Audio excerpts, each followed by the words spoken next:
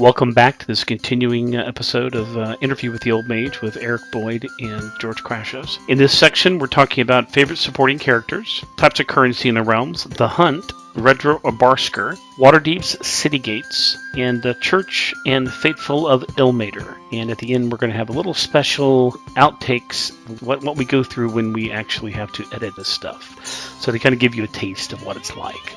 All right, enjoy, and here is the next section, episode 12 of Interview with the Old Mage.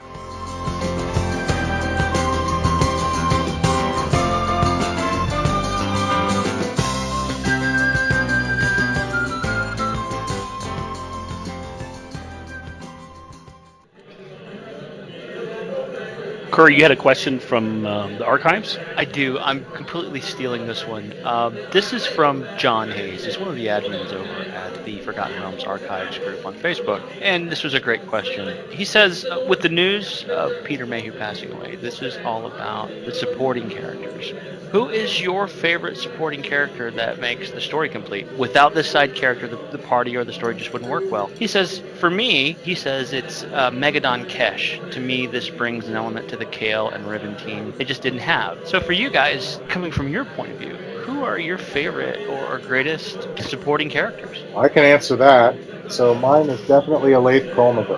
Okay, yeah, I like that one. He was well on his way to actually becoming a character, like a primary novel character. Unfortunately, we never got to see a novel just around him, but he was always on the edges. He was kind of in that ambiguous area between villain and not villain. Not a perfect analogy, but I kind of think that he played the same role as Loki does in the Marvel Cinematic Universe. Sort of that ambiguous, okay, is he evil or not? I loved him as a character. All right, George, Ed, what do you guys got? My favourite was from Ed's Chandril novels, and it was Delg the Dwarf. I'm a big dwarf fan, and I always loved Delg. I thought he was a... No, you a dwarf fan? Yeah, who would have thought? That's why we're buddies, Jeff. That's why we're buddies. That's why we're buddies, that's right. My brother from another mother, there you go. But I loved Delg. I thought the character was brilliantly written. He was, that gruff, heart of gold character. But he developed from Spellfire to having a more prominent role in Crown of Fire, where he was basically the big support for Chandril and Nam as they were trying to extricate themselves from the situation they were in. And then when it was revealed that he was actually an Iron Star dwarf, and effectively a harbour friend, it was just like, wow, that's so many layers to this individual. And then of course, as all great characters do, he had to have a heroic death, but I thought he was just, for me, one of those great side characters that just adds so much to the story. And I especially love the Iron Star dwarf, so that was a great reveal and I really appreciated that one. And I don't have any favorites. I know this is going to sound like a cop-out, but it's not really, because I spend my entire time when I'm writing about the realms saying, and the realms is also this fishwife, and the realms is also this little kid running down the alley. It's not all kings and princes and big adventurer heroes. Everybody's a supporting character. And I'm always trying to write little scenes into my novels where you get to, as they kill the guard to get into the castle. Okay, and he has a wife and kids at home, and they're going to remember him for this. And the editors always go, oh, Ed, and they just chop it out. But I'm always trying to put that in because I want everybody to see that everybody has a role to play. So the ones that become memorable, like Alaith, like Vanguard Hast, people like that, because they get used more. There are the ones that are the next rank down because we don't see enough of them, like Lespira, like Pyrgirin the Pladensun, and for that matter, Madeir and Sunderstone. The people who don't get enough screen time. So there's an entire layer of those. And then there are all the people that I could talk your ear off if I got my ancient pencil notes out and said, oh, and there's this guy, and there's this guy, and there's this guy, because they almost never made it into print, or they made it into print as a single stat line, because we just didn't have word count. Back in the days before pixels, word count mattered, and so much stuff hit the cutting room floor. So the realms is people, not geography. So the realms is hundreds of thousands of important characters. If you were looking at this in a Game of Thrones way, it's all the Hodors of the world, and there are lots of them. And you may or may not ever get the chance to find out why he says Hodor. And if you do, it's like, oh, that's a cute little ad.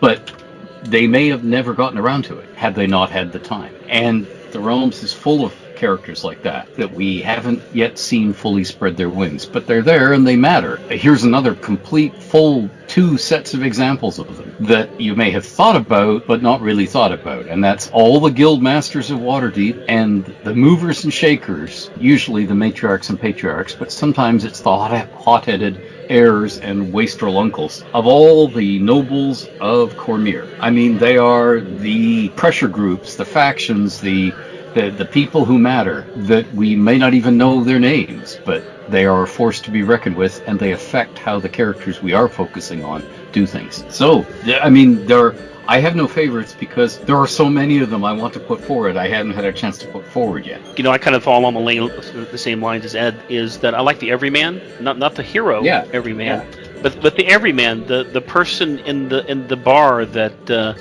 is able to warn and they're on one scene, they're on 2 pages of the novel, and they're able to warn the hero that that's an undercover Zentarum over there, you want to watch out for him, or the one that says, here, slip through the back door, nobody will know you went out this way. The everyday heroes that are overlooked, and I agree with you, Ed. That's those are the ones that color the realms to make it more interesting, because you can write about Chandril, you can write about Elminster, you can write about Dritz all you want, but it's the people in the background that make it so rich, I think, for me at least. Sure. If you go back to the early days of Elminster, Helm, the warrior, he's a perfect example of one of those. Sure. Right. And Curry, I think yours is what? Do you still have Dritz as your number one? Well, yeah, but even the supporting characters like Regis in that group was one of my all-time favorites. I liked a lot of the little people in the realms. I liked Fret the dwarf. He was one of my all-time favorites. My everyman character was, of course, for me, it was Narm. I liked to watch the relationships between the not-so-big bright stars but significant characters like Torm and Rathan. These guys were great parts of the story whenever I got to read about just the little interactions that they would have inside the bigger story. That was like the spice on top of the meal. It was a really good part of my reading days, when I would just get that curiosity that I would want to know more about these supporting characters. And I love all of them. There's too many to mention, really. Yeah, no, that's true, and that's what makes the realm such a great place. Is you can go anywhere and find these people. It doesn't matter. Just put Faye. It doesn't matter. Anywhere you go, you'll find these people in the background that give it so much flavor, I think. So yeah, good question there, Curry. Ed, I had asked you this one earlier before we actually started, and I don't know if you found anything or not. By Muir over at Candlekeep, he wants to know what currencies might be in use in the markets of Des Tanar around 1360. Yep, and that tapping you heard was me writing the second sentence of that down. Okay. So the timing was perfect. I just got to the end of the sentence. So, Dzantar and Semphar, 1360. What are the currencies mainly in use? Okay, so first of all, in that particular city, barter is important, so a lot of stuff, currencies weren't used, because you have major caravans to and from the east. So there's a lot of straight-on bartering, okay? And that's in bulk goods off to one side, okay? But for the people who are living there, they are indeed using currencies, and here are the major currencies they're using at that time. A currency of Tharsalt, way over in the Shining Sea, the island, trade tokens from Tharsalt. And these are rectangular alloy plaques of a silver-hued alloy and a gold-hued alloy. So think of little rectangles of metal about the size of playing cards that represent small, everyday denominational amounts. So to us in the real world, these are the equivalents of your $10 bill, your $20 bill, and your $50 bill, okay? Trade bars of metal, which start at the 25 gold piece amount and go up swiftly, are also used. For larger amounts, they use gems. And these gems are of all sorts, but they have been sorted carefully for size and clarity, as in lack of flaws. And then they've been encased in translucent rock crystal eggs, and eggs in quotation marks, small, oval, snap together 2-piece canisters, okay? to protect them. So if you drop a gem and it falls 6-8 feet onto stone or tile, it won't shatter. So that's how they use when they're purchasing stuff in a shop, for instance, as opposed to the marketplace. If you're in the marketplace and you're buying lunch or 6 real eggs or a lemon to suck on as you walk the streets, you're paying copper pieces like everybody else. But for when you're purchasing things that make a difference, that's the currency you're using. Ta-da! There you go. I'm intrigued, Ed, as to how Tharsalt currency gets all the way across to Semphar. What's the story behind that? The story behind that is the fact that this city is becoming important because it's sort of like the western half of Faerun's sort of gateway to the lands of the east, Karatur and all of their riches, is being spearheaded by merchants who travel to the Sword Coast as a major set of markets to buy all this stuff. And they travel usually by way of the Vilhan Reach, Innerlith, Lake of Steam, down through the Sildolfur Strait, through the Strait there, and into the Shining Sea. And you have Shirtalar, Ormpur, and Tharsalt as your major commercial centers at that end. But it's because those merchants are trying to enrich themselves, making small amounts off of all of these flows of trade. They are promoting this Tharsaltan currency because it's practical, easy to use. Because they are secret alloys, they're hard to counterfeit, but easy to make in molds if you're legit. Like if you're on Tharsalt and making it legit, it's easy to do. The alloys they use are hard to counterfeit and easy to catch counterfeits by scraping them, by knocking them against things, what sound they make when they're ringing. So it is a pain in the butt to counterfeit them. So therefore they have currency. They are valued amongst merchants. And the nice thing about them being used in trade amongst merchants in Tharsalt is they aren't tied to any one ruler in any one country. They can't be devalued or inflate due to events in that country and due to, say, a king needing to raise army for a large military force and therefore flooding the market with the Crystal Grot for Cormier. They could, in theory, flood the market if they needed to outspend people. These things aren't so subject to that. It's almost like having a Bitcoin or something, or a euro, or a large trading currency where you try and broaden the base to change the volatility of the currency. I'm not saying that works, but that's the intent. And that's why these plaques from Tharsalt become important so far away. It's also why they can be important in Zental Keep. It's also why they can be important in other crossroads trading centers. Baldur's Gate is another perfect example.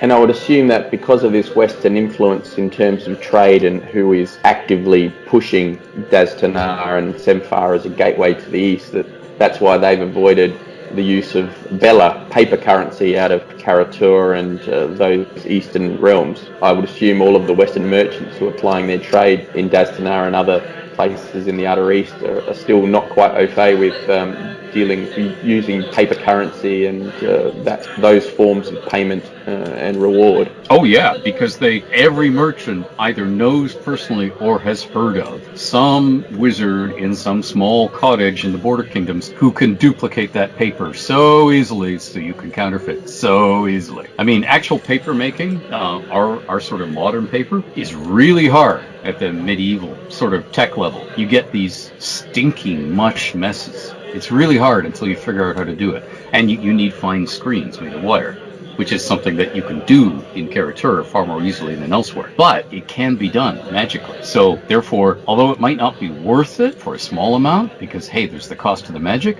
if somebody's got a big wad of paper currency and it's heavily in circulation, all of a sudden it's worth it to counterfeit. And boy, is it worth it. And boy, could you make a pile doing so. And merchants hate things like that. They want things that nobody can counterfeit because they know that they would try to steal a march on somebody else if they could get away with it.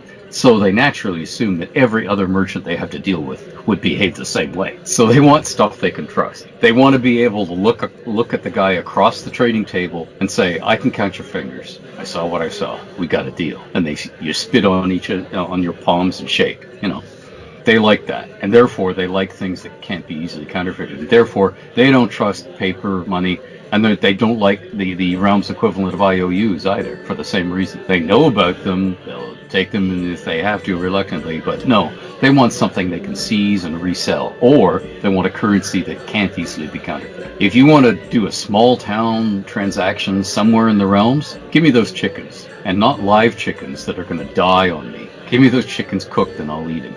And then I'll at least know that, I've got them. Or I can sell these cooked chickens to that guy down the end of the street so they don't rot on me. Let's make a quick turnover, because what I'm doing with my quick turnover of chickens is I'm converting them into some other currency, whatever he'll give me. Whether he gives me a wheel of cheese or a couple copper pieces, doesn't matter. I got rid of the chickens. Oh, that's fantastic. Because Wow. we're going to dead chickens. Yeah, well, yeah, and I'm trying to avoid Game of Thrones references and having to eat every chicken in the place.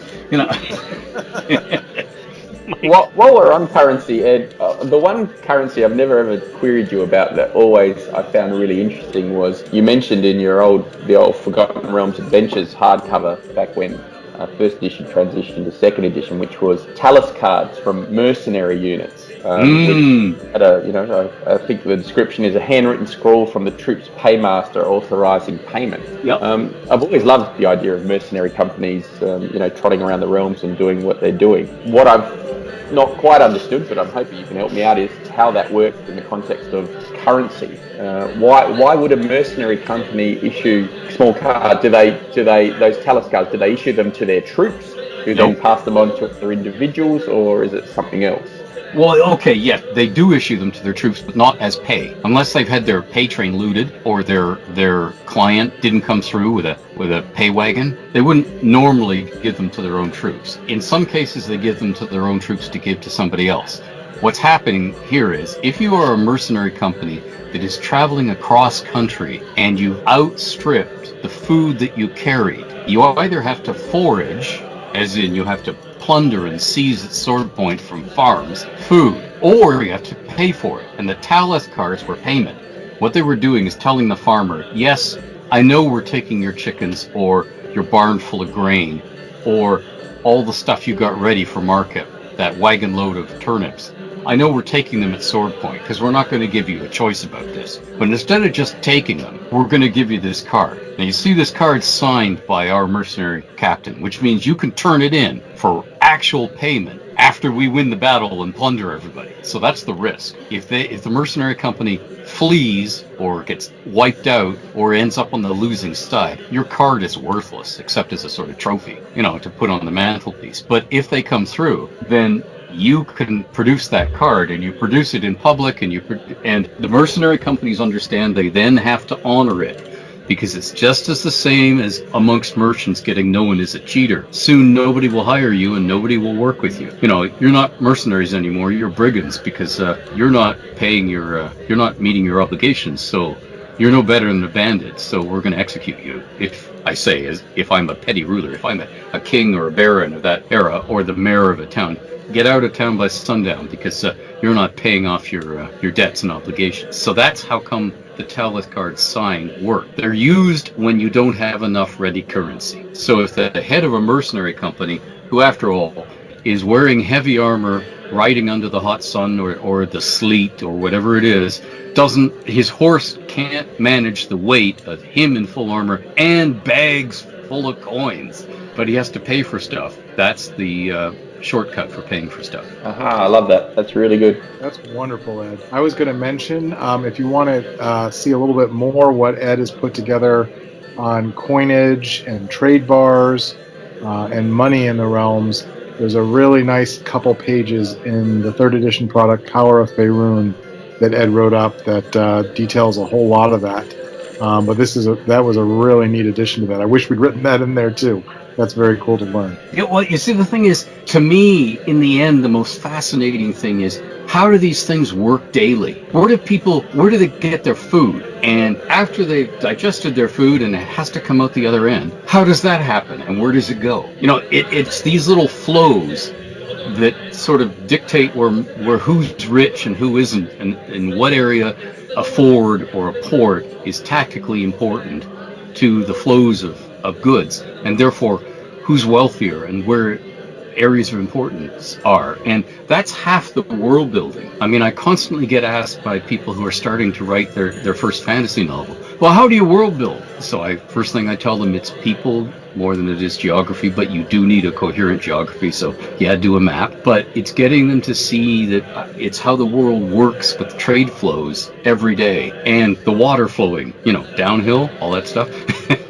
It's all of that stuff that becomes more and more fascinating, because you can start to see the world as a map of moving systems, and therefore you can say, okay, so if this bridge burns, or there's a war here, or the goblins or orcs have just raided this place, where does the flow move to as its alternative? And therefore, where do the brigands move to, and the highwaymen, the bandits that are going to prey on the peddlers and merchants and small people traveling along that road? And what if they know about that and they try and get off the road? Well, they have to abandon their wagons and they have to be going on mules.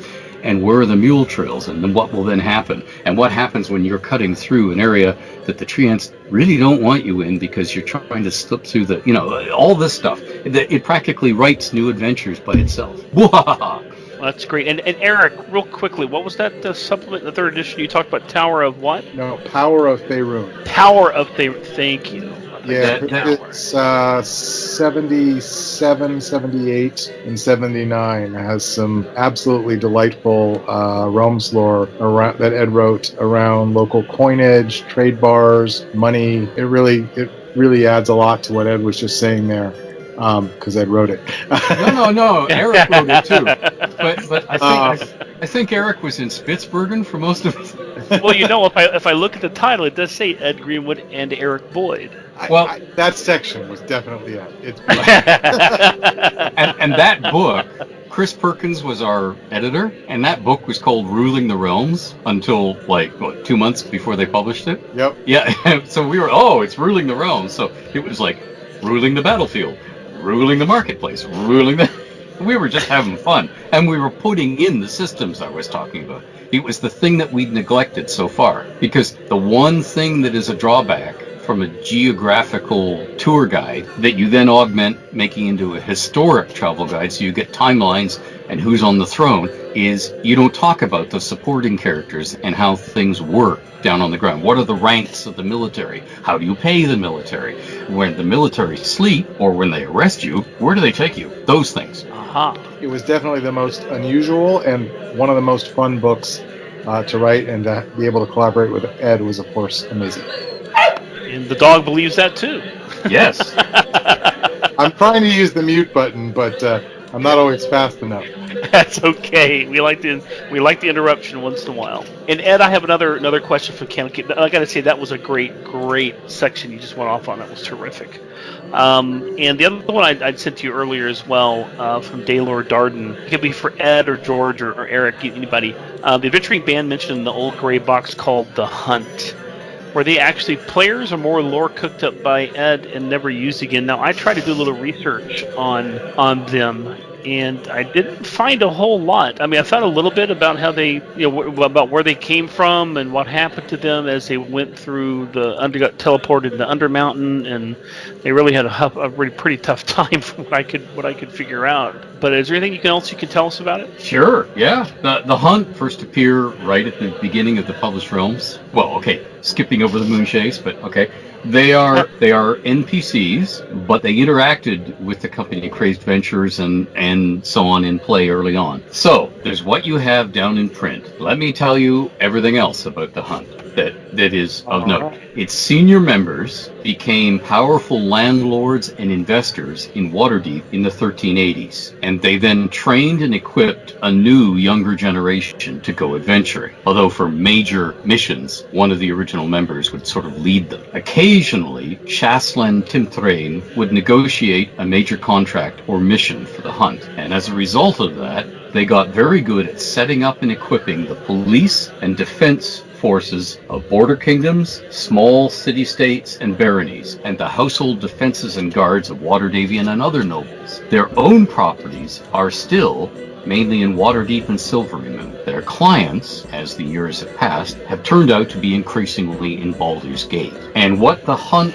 served as a story purpose is they were showing my players, this is how an adventuring company retires. This is your career path, or one of them, if you don't go off into the plains, and if you don't want to found your own kingdom like the Border Kingdoms. So to put this in a real world analogy, what if you are a football player, a professional NFL player, or a model, not a foot model or a hand model, but a beautiful person who walks runways? What if you are a beautiful young female actor or actress who knows the system is going to start giving her more and more minor roles as she gets older and not as young and beautiful? Where do you go? How do you retire? And we've all heard the stories about football players who end up as used car salesmen or carpet salesmen in loud check suits because they don't know what else to do and they don't have a background or connections. So adventurers usually die by the sword in the field if they don't work towards something else. And the hunt was one of my ways of showing, not telling, but showing my players, here's what you can do. You can have kids and train them so they can die. Wait a minute.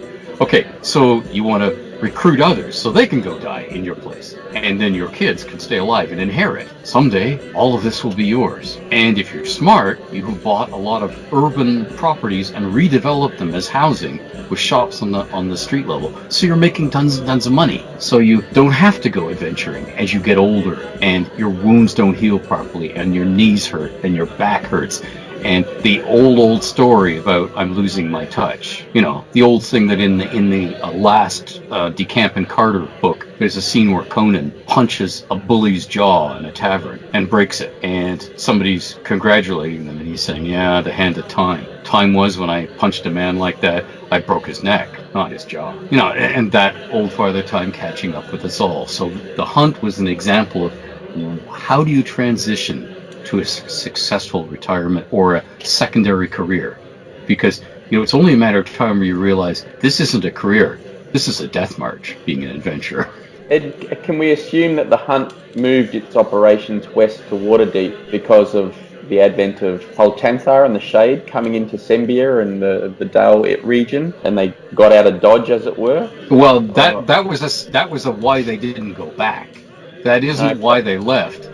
They left because they went down to Skullport and did all that adventuring there, and then came out.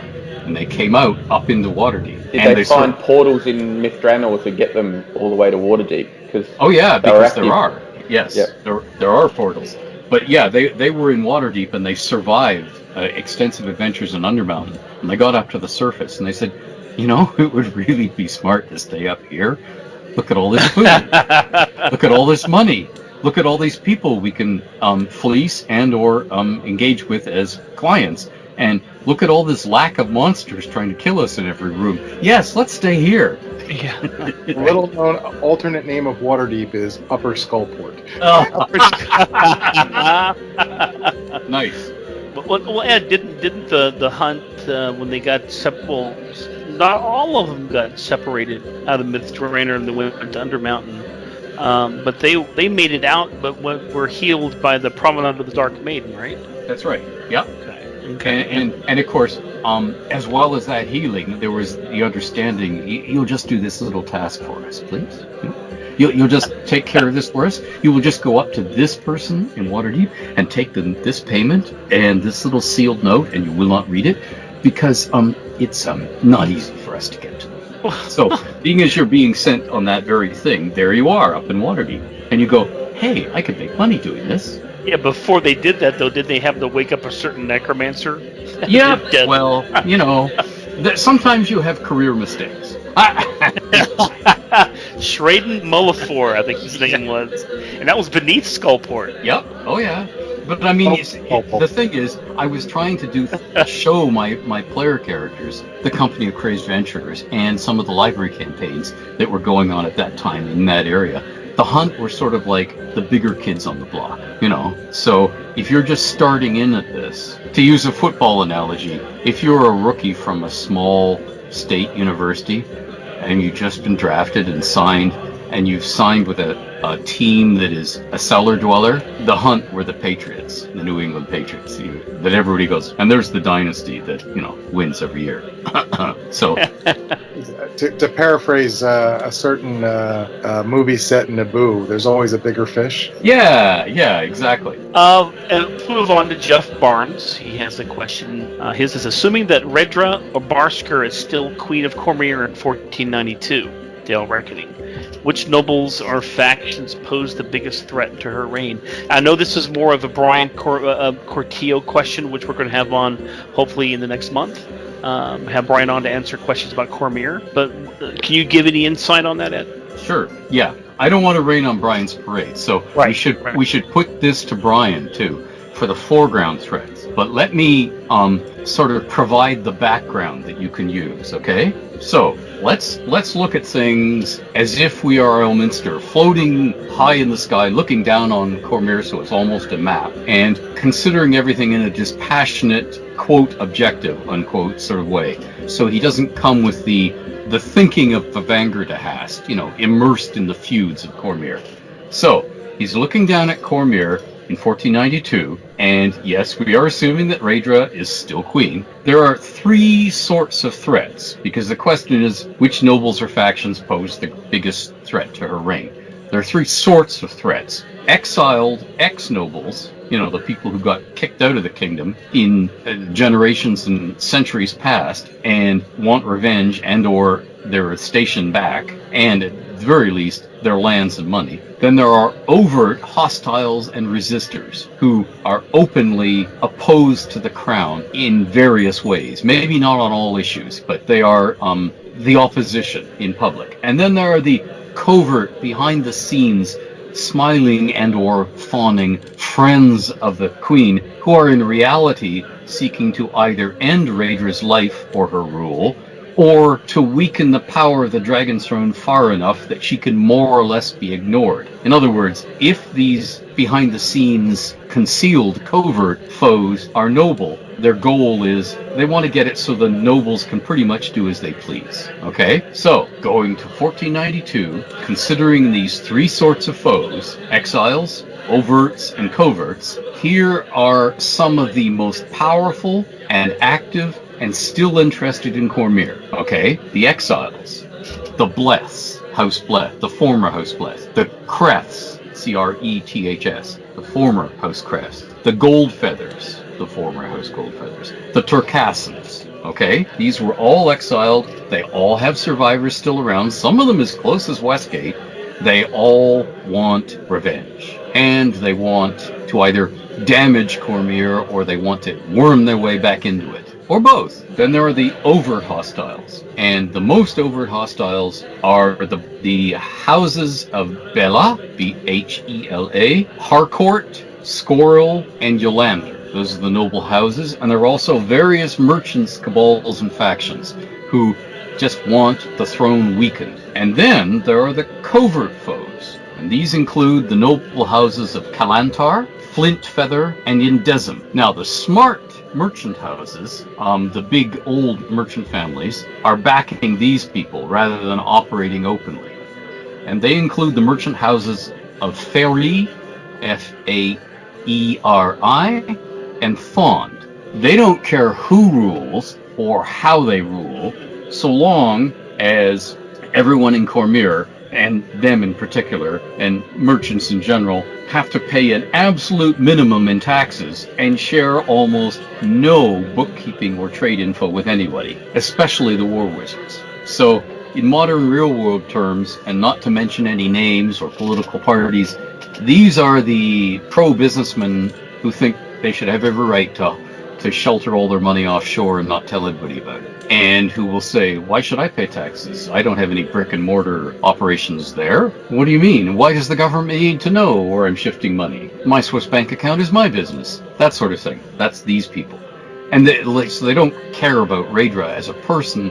They're not, we don't want a queen, or whatever. They want as much freedom as they can get from any crown of Cormier. Ta-da. There you go. Now I have a question too. Why did she break off her engagement to Bryn Crownsilver before she took her post? And for the answer to that, I'm going to leave that in the lap of Brian The real Brian, person okay. yeah, the real person who should answer that is Aaron Evans. Right. That's Because- true. That's true. Brian has discussed it with Aaron. I have discussed it with Aaron. And we used to talk quite closely back and forth. And I think that's her story, and she deserves to be the one saying it. The one thing I do not want is a further sort of division where fans of the realm say, oh, that was in a novel, and I'm a gamer. Or, what I want, if that story with all the lore, Aaron talked extensively with Brian Cortio and extensively with me to make sure she was, quote, doing things right in a way that made sense to her for a story and her characters, and at the same time left Cormier in the way we wanted it to be left for further tale telling. So it should be her story to tell, that particular detail you asked about. Okay, no, that's fine. Yeah, I figured it would be left to Brian. I wasn't sure if you could say something about that on there. That's all right. That's not a problem. He will decide, should he spill? Can he spill? Right. That's true. Well, I've just about convinced him to come on in the next month or so hopefully he'll be here for that. So I'm going to kind of go back a little bit to November of last year. This is actually a question that was put on the Candlekeep for you and the Hooded One, but it was never answered, I believe. And this is from Kanzan. He's from Australia, and he asked. He was hoping either you or the Hooded One, but now it's going to be you. Can provide some information of Waterdeep's city gates, how they look, how they're guarded, the kind of traffic they get, that kind of stuff. He's been looking all over, but can't seem to find much on them besides some excellent information provided some years back about when the gates are shut. Mm-hmm. So yeah, Dawn and Dusk. There is a little bit of info. Yeah. He hasn't looked hard enough, but he had to find a really obscure source, which is the City System box set, which not everyone bought, given the nature of what it was, although I thought it was great to get the maps out and put them on the floor and see Waterdeep in all its splendour. The only information they've got there in terms of how they're guarded is they've got 12 members of the city guard who are at every gate and a single magister of the city. So that's who guards them and who sort of, I suppose, checks what traffic is going in and out and assesses. I don't know, well, Ed probably could tell us, do people have to pay anything to come into Waterdeep? Yep. Okay, people don't on foot. There is a wagon tax and there's a mule tax. And they were covered in my Waterdeep City Watch, City Guard web columns at Wizards, which can still be accessed through the archive. I mean, you'll search for them in vain if you just go onto the site and try and click around now. But if you enter a Google search, you'll find the archive of the 3rd edition and 3.5 edition, and there's a 2-part article there. But yes, there is, in effect, there's a wagon tax for passage, and there's a mule tax. But people on foot, they won't tax you for what you're carrying if you can carry it yourself. But the moment you have 2 strong, burly people who sling a timber between them on their shoulders and hang things from it, you're not carrying it yourself, okay? There is the 12 strong city guard, as in City Watch in the modern time, but they're in full battle gear. There is a magister who is back inside one of the towers, and the magister is there to rule on things, so a magistrate. There is a magist, as in the Watchful Order of Mages and Protectors, a guild mage who is attached to each inspection thing. There is an apprentice sitting back in the tower, and the apprentice is really there if anything happens to the mage, to send an urgent message to the guild and to let fly with a wand that will, paralyze the maximum number of people until help gets there. The city gates are opened at dawn and dusk usually. If you're passing through a city gate, there aren't just the warriors on show, but they're very much on show. There are also inspectors who are not warriors, and they will go through your bags if they're suspicious of anything, or to ascertain if you've got cargo. So the same way as if you're going to a real-world customs port of entry into or out of the United States of America or Canada or any other sovereign country of the, quote, first world, there will be inspectors who will say, could you open the hood? Can you open the trunk? Can you open the side door? Okay, what's in this bag? Could you get that out for me? And they just want to see what you're doing. This cuts down on the number of poisons that are being brought in blatantly, and drugs and slaves. Okay? And kidnap victims being smuggled in and out. for most people, they're just going to let them pass because they can't hold up the flow of trade. They don't have enough person power, excuse me. They're under orders not to really seriously impede trade unless there's a real problem. But they will look at everything, and anything suspicious will get pulled aside and looked at.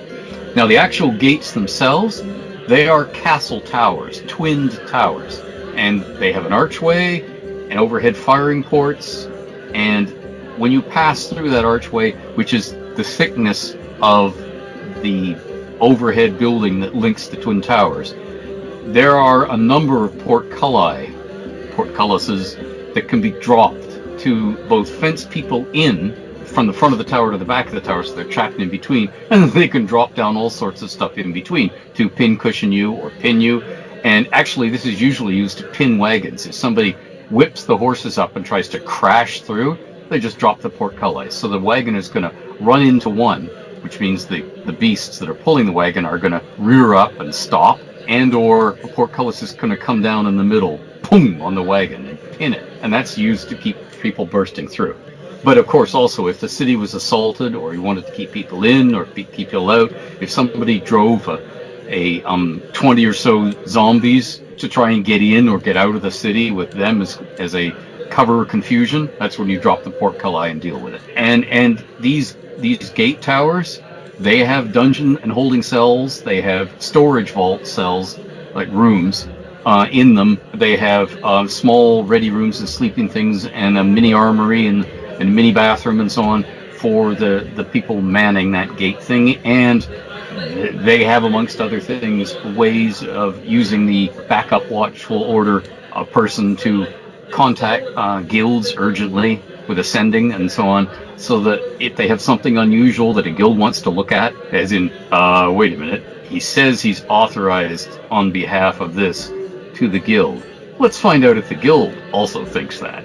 So it's that they can make it difficult to enter and leave.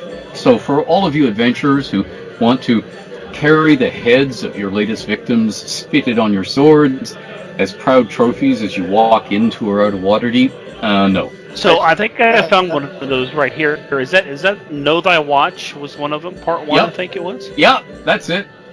Yeah. Yeah. Wow. I'm going to post a link to these to the archive and when we post this podcast. So. Yeah, those two watch things, they should be resurrected, and they're a little out of date for Realm State right now, but they should be. There seem to be a lot of people who ask me questions on Twitter and on Facebook who don't seem at all familiar. I suppose they're coming to D&D now, and they've grabbed this first Waterdeep adventure, and they're playing it, and well, tell me more about the City Watch. And it's like, okay, this has all been covered before. Their ranks, how they behave, how strong a patrol is, how they address you, all that stuff is in there. Yeah, this is some great information. So I'm definitely going to post a link to these on the video or the YouTube when we put it up. So I'm sorry, Eric, you were going to say something also. Yeah, I was just going to add. So different from a traditional medieval city in our world, there are many ways into Waterdeep, and so the gates are the obvious front door. But I would add that there are all sorts. You can come by sea. You can come up from the depths. You can fly in from the sky. There are so many ways to go. And of course, there's even spells and portals that can bring you in as well. Some of the better-known portals include the Angry Coxswain portal, the Glow Gate, the Grave Gate of Janist, the Illisk Arch, the Light Singer Theater portal, Lost Lovers Gate, the Lost Princess Road, the Sargoth Flow, the Slither Swamp Drain, the Sundered Throne, the Welcome Gates, and those are just some of the ones that are known in the Bard's Tales, and there are many more. So when I hear the words, what do the gates look like to get into Waterdeep, I think about the portals. Yeah, okay. City, since portals are really just gates if you started long enough back. So I would just throw that out there as well, that there are many ways into the city, some more surreptitious than others, and finding them can be an adventure in and of itself. Some of the stuff I was just listing there, by the way, was from City of Splendor's Waterdeep, that has a long section on roads and trade routes, sea lanes, spells and portals, etc. The 5 particular gates in the Waterdeep's walls all have a different name, Ed. South Gate, River Gate, North Gate, Troll Gate, and West Gate. Is there anything distinctive about any of them? Maybe the Troll Gate might look a bit different, or are they all the same twin-towered monoliths? They're pretty much all the same now because they've all been rebuilt to be grander and more fortified than they used to be. The gate that goes out onto the beach from Seaward used to be just a modest little, because it was meant for, hey, wealthy people can walk out and spend some time on the beach on the 3 days a year when it's pleasant to be out there. But over the years, attacks on Waterdeep, as we're seen in the novel City of Splendors and other occasions, led to all of the gates being made taller, more heavy duty, so they couldn't be smashed through so easily by something. And it was really thought, okay, what if an orc horde comes? We should be able to withstand a siege. So they are very much just names now that commemorate early things, and they aren't all that distinctive one from the other anymore. Okay, it sounds like there's a lot of really good information in those old articles that you wrote back, when you were doing those, the Realms lore that people should probably go into. So what I'm going to try to do also is I'm looking at the 3.5, and I imagine I can find the 3.0 archives here, but there are a lot of they're not all written by you, but there's a lot of great articles in here. Incarnum, Variant Beholders, Forgotten Grimoire, all these things that I think people would really probably enjoy if they knew where they were, actually. Yeah, and if you are if you've come to D&D recently and you're playing and dungeon mastering a campaign and your players don't know about these, hey, it's the ready-made source of ideas that you can plunder for years. I like that, really. It's true. Hey, Kerr, we got another question here. Okay, Lorenzo Trevi. He's got one about the church and the faithful of Ilmater in the Dalelands. This is all for you, Eric. No. Ilmater has a lot to do with George's favorite bailiwick, so I'm going to let him have a chance here too. But go ahead. You guys can fight to the death throw on George, this one. I mean, just whatever's throw George under going to make it happen. Yeah. Just throw him under the bus there. Why don't you? Under the demon crown, but Okay, he goes on to say... the wheels on the bus go bump, bump, bump, bump, bump, bump. In the 3rd edition campaign setting, the description of the Broken Ones indicates that they travel through the Dalelands, but since there are no monasteries, they rest in the temples of Ilmater. No temple of Ilmater is mentioned in the description in any of the Dalelands. So, are these small shrines and places where those who are tired can rest, scattered throughout the roads in the Dalelands? Can a temple dedicated to a deity of the Triad, such as the Abbey of the Just Hammer, have a small space inside it, or a chapel for the other two affiliated with the deities and their priests? That last bit, the Abbey of the Just Hammer, there are actually many abbeys scattered throughout the Dalelands. In fact, I think there are more abbeys listed for the Dalelands than any other region that I've known. Yeah, exactly. So definitely the Abbey of the Just Hammer they would be visiting, but there are plenty of others as well. And George, you were going to say something and I cut you off. Yeah, the deities of the Triad are very welcoming to priests and worshippers who are travellers in relation to giving up a little room or an area of the temple where they can sleep for a night or a couple of nights to rest up before they continue on their travels, especially if they're pilgrims and heading towards a particular location or holy place for worship purposes. But there are no temples to Ilmater in the actual Dalelands, or what's the Dalelands proper, but there are actually 2 temples in Sembia. There's one in Yorn, which is the Rack of Glory, which is detailed in the Forgotten Realms Adventures hardcover, which was mentioned a little while ago.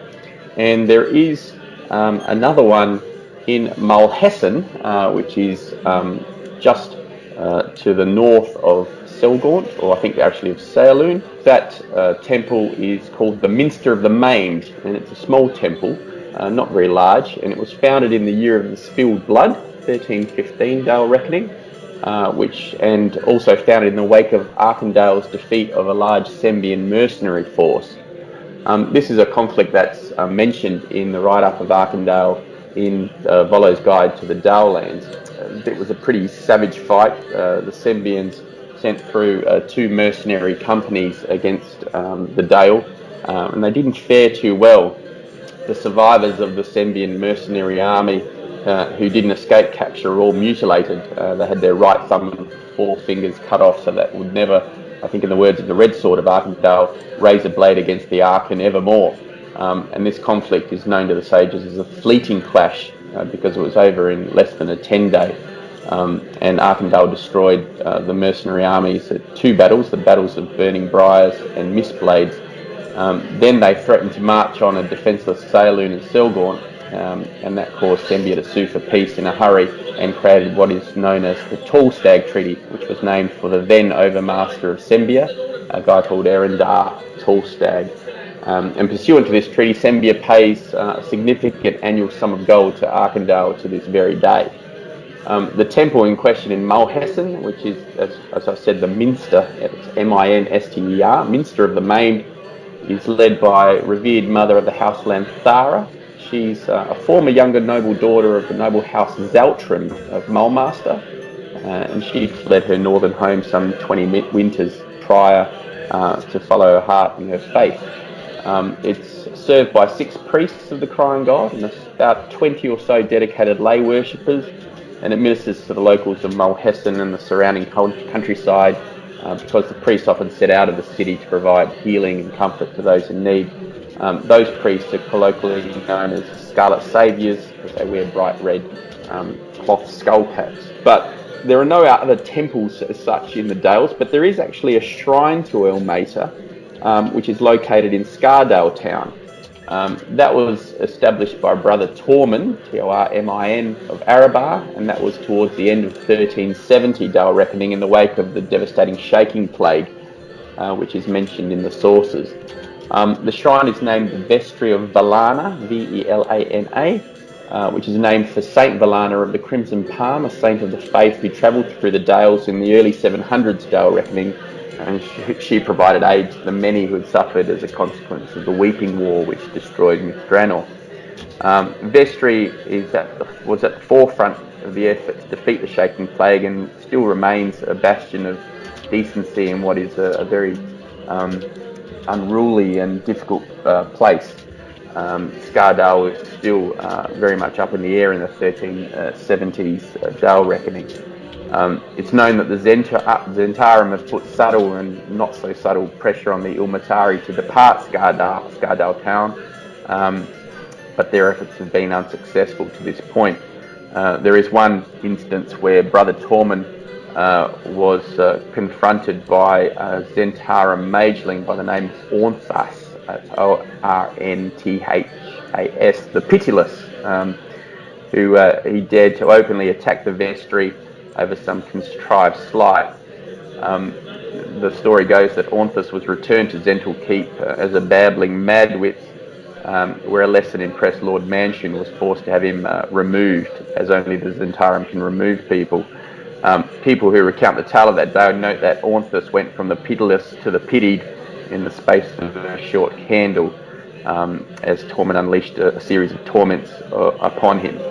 So, along with Brother Tormin, the shrine has 2 other priests, Brother Harish Y Skamadar from way off in Kalimshan, and Sister Ariel Nephos, a handful of dedicated worshippers, and an aged paladin and former member of the Holy Warriors of Suffering named Merrill Damard. He functions as the shrine's doorkeeper, verger, and resident security as needed. So, if you're travelling through there's 2 great bastions of Ilmatari worship in the realms. There's Am Tethir and Kalimshan, and there's also Impulter, the Bloodstone lands, and through there. And there's lots of traffic in between those two regions. Naturally, they either go through across to the Vilhon Reach, and there's a large temple to Ilmater in Westgate, which is often used, and then travel across by sea, or they take the land route through the Heartlands and into Cormier. Through Cormier, it's far easier to travel through Sembia rather than go through the Dalelands proper. So usually people go across to the temple in Malhessen, through up to Yorn, and then if they feel like it, up into Skardal, and then ship across into usually Procamper at Surligol, or even across to Impeltur if they take a longer sea voyage. But you're right, there's no temples to Ilmater in the Dalelands proper, but there are a few interesting locations there, as well as all of the other Triad deity temples, which are very happy to welcome and look after pilgrims who are travelling to the faith. So there's a short and sharp answer for you. There's one thing I would add to George's brilliant answer that might explain the confusion, which is sort of the northern edge of Sembia. If you look back in the history of the Dales, Sembia has been gradually eating away at what the Dalelands were. So depending on which century you're asking the question, in some respects the Dalelands have moved north a little bit as Sembia has sort of chewed away at the southern edge. And so some of the cities that George was referencing may well have begun as Dales that are now part of Sembia. And so that's something to keep in mind as well. And there are shrines, wayside shrines, all over the Dalelands. And they can be used by many faiths, or they're dedicated to a few faiths like the Triad. So the fact that there isn't a temple doesn't mean there's no place to worship. It doesn't mean that there's no place to just put a roof over your head for the night if you're really, in effect, sleeping in an open-air pavilion, just as a roof in case it's raining or snowing. Now, I got a question. Would the other faiths open their doors to priests from different faiths if they traveled through and needed a place to stay? I think that depends on some of the historical alliances between the different faiths. It also may depend on which decade asking out, depending on who comes into conflict with who. The Triad is certainly one group that, not everything is perfect amongst their different faiths, but they're more apt to work together than not. And there are certain others as well. I think it was the first edition Forgotten Realms campaign setting talked about some of the groupings, and I think in Faiths and Avatars we talked about some of the groupings as well. So that should certainly suggest areas where you might see collaboration. But then also remember that even within various faiths, not everybody of different branches necessarily gets along. There are heretics, or at least some sects of certain faiths are regarded as heretics by others.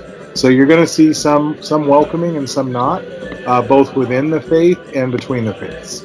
I think there was an example of the type of splits you might see within a church in going back to Power of Faerun, talking about various splits within the Church of Lathander, for example.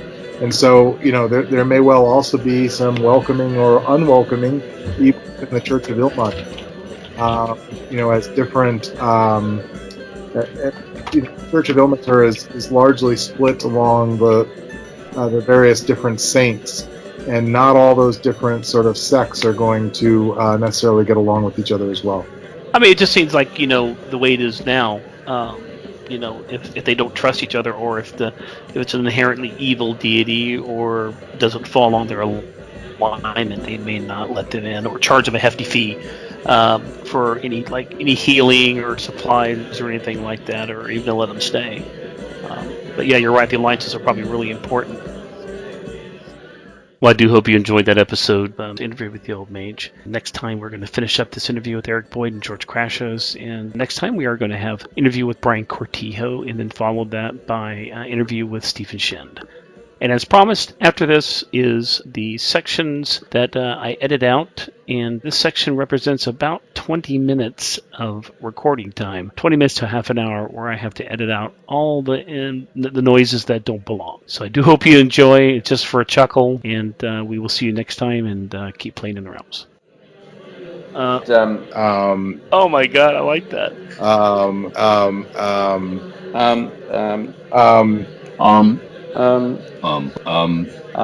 They're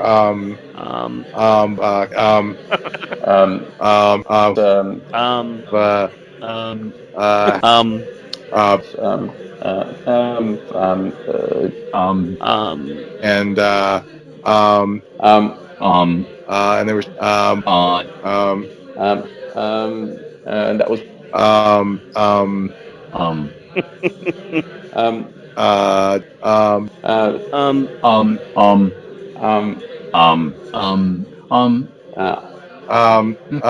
so and and um, um,